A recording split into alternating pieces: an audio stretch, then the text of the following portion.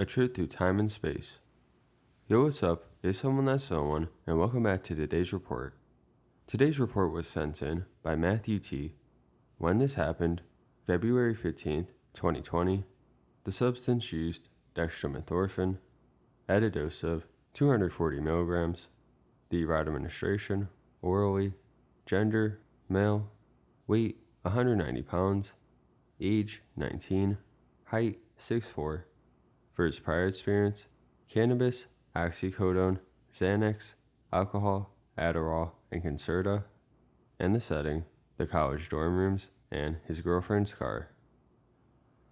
Alright, so another DXM trip. Matthew's first time with DXM and his first time tripping. With a relatively lower plateau dose for his weight, this turns out to be a very vivid and strong experience for him. He mentions vivid closed-eye visuals, different hallucinatory scenarios, and strong bodily effects from this dose. He mentions going through different areas of history, which does make me wonder if his studies at the time influenced his hallucinations. And his girlfriend does trip sit him throughout this, which she does play a big role in his experience, both directly and mentally. You'll just see. But this is a pretty classic DXM trip, and one I'm sure you'll enjoy. So, without further ado, let's dive right into this.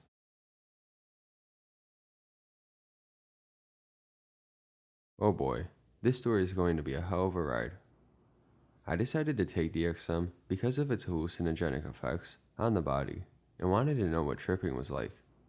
So I was chilling in my dorm room with my girlfriend, and I decided that I was going to use the DXM I bought from Walmart to trip on.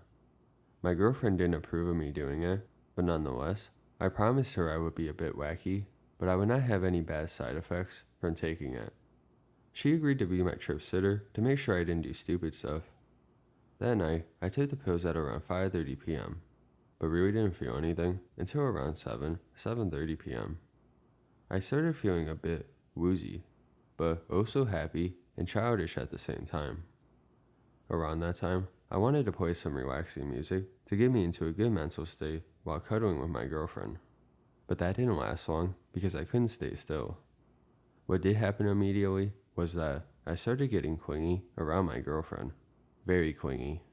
Which is very different for how I usually am, because usually I am fiercely independent. Anyways, it started off with me giving her half-second smooches on the cheek, with the biggest smile on my face. But it quickly changed to me giving her as many half-second kisses as I can without her being annoyed. She is very clingy, but even then said it was too clingy for her. Whenever she complained about the kisses, I stopped kissing her and instead decided to squeeze her as tight as I can. She really enjoyed those hugs.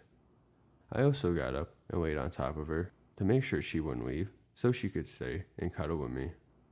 Looking back on it, I was embarrassed about how clingy I was. Now this is where things really turn weird. I suddenly had the brilliant idea of playing a YouTube video of a cow mooing for 10 hours. I clicked on the video, and at first, my girlfriend was confused, but then she realized the mooing was just going to keep happening for a long time. She hated it and found it really annoying, but I really enjoyed it and couldn't stop laughing at how funny the mooing was. I was extremely proud of this idea I had. After several minutes of cows mooing, my girlfriend started using physical force and tried to take my phone to stop the mooing noises, but I wasn't going to let her. She tried taking my phone, and I realized that I'm a lot weaker now than I usually am, so I had to use all my might for her not to take my phone and stop the cow moos. After that ordeal, the cows were still mooing in the background when I put my phone down and lay next to my girlfriend. My eyes were still open, and I wasn't seeing anything different, so I decided to close my eyes, and right when I did that, I saw an entire new world open before me. Suddenly, my room, and then my entire residence hall, was a rocket ship that was headed to Mars. My girlfriend said that we aren't going to Mars, but I proved her wrong by telling her, look out the window, it's all dark, and to look at the stars. I also told her we were chosen by Daddy Elon Musk to be some of the first Martian pioneers. I also said that my roommate A and his girlfriend K were also chosen.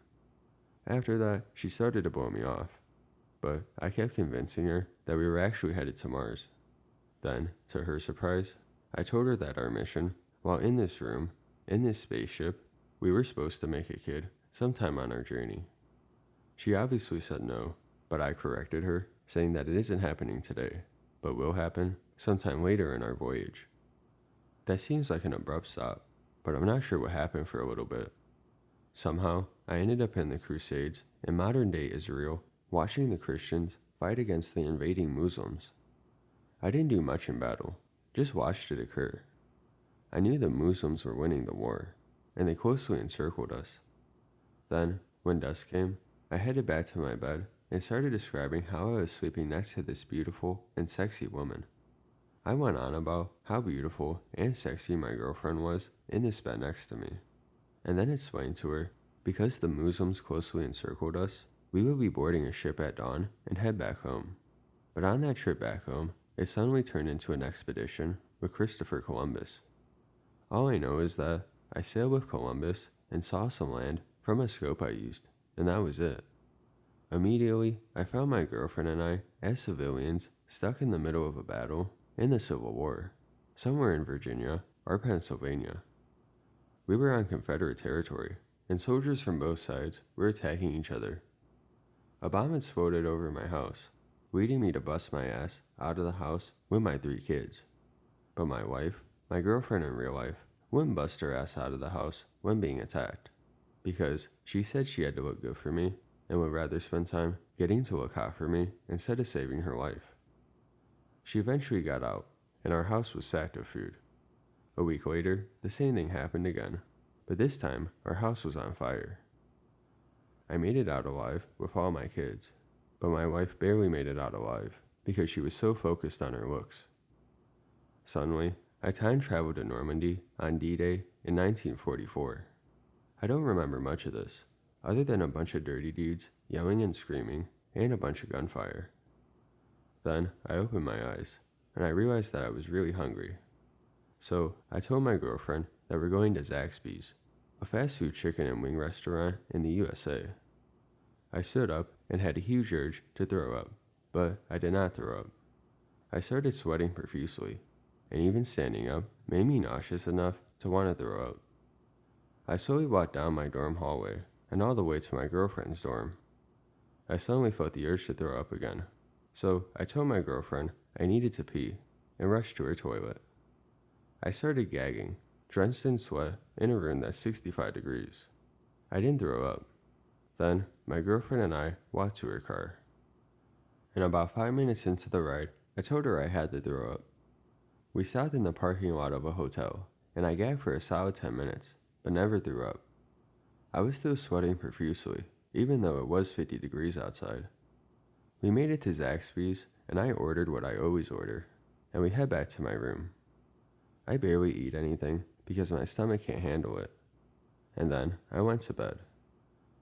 I hope you enjoyed this story. It was pretty wild. My friends who take LSD regularly say this is crazier than any trip they ever had.